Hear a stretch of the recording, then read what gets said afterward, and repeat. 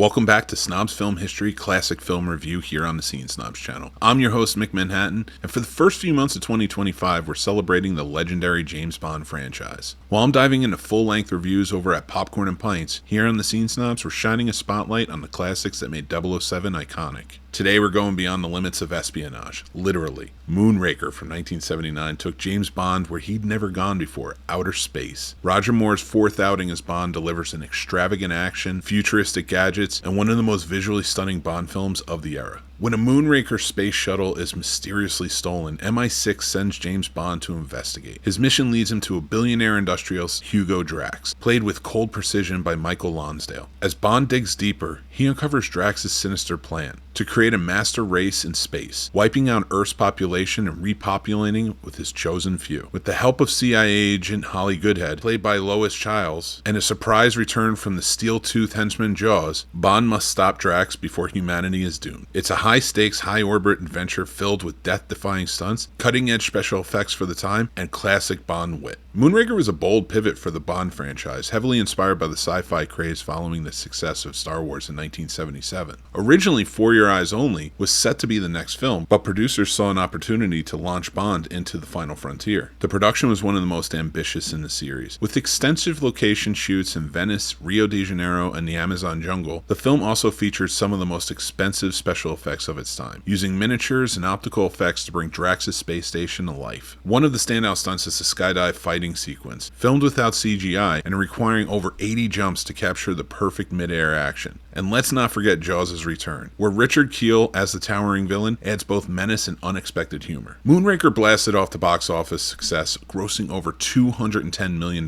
worldwide, making it the highest-grossing Bond film of the time. Audiences were dazzled by the action, breathtaking locations, and the space-age spectacle. Try saying that 3 times fast. Critics, however, were divided. Some praised the thrilling visuals and ambitious set pieces, while others felt the film leaned too heavily into sci-fi spectacle, straying too far from Bond's grounded espionage roots. Despite mixed reviews, Moonraker remains an undeniably fun entry in the franchise, and for many fans, it's a guilty pleasure that represents Bond's ability to evolve with the times. The legacy of Moonraker is as grand as its villain's ambitions. Though its space setting was a departure from the classic Bond formula, the film introduced elements that would influence Bond ventures, including large-scale set pieces and the over-the-top villains. The film's special effects and production design set a high bar, inspiring later Bond films and even sci-fi blockbusters. The laser battles in space, while a product of their time, became one of the franchise's most memorable sequences. And while Bond never returned to outer space, Moonraker stands out as a testament to the series' willingness to take risks and embrace spectacle. As we wrap up our review of Moonraker, it's clear that this film is a wildly entertaining chapter in the Bond saga. Whether you loved its audacity or prefer Bond's more grounded adventures, Moonraker remains a one-of-a-kind entry that showcases the franchise's ability to push boundaries. Thank you very much for joining us as we celebrate the James Bond franchise on the Snobs channel. Don't forget to like, comment, and subscribe as we continue to explore Bond's most legendary missions. I'm Mick Manhattan reminding you, even in space, Bond always shoots first. See you next time.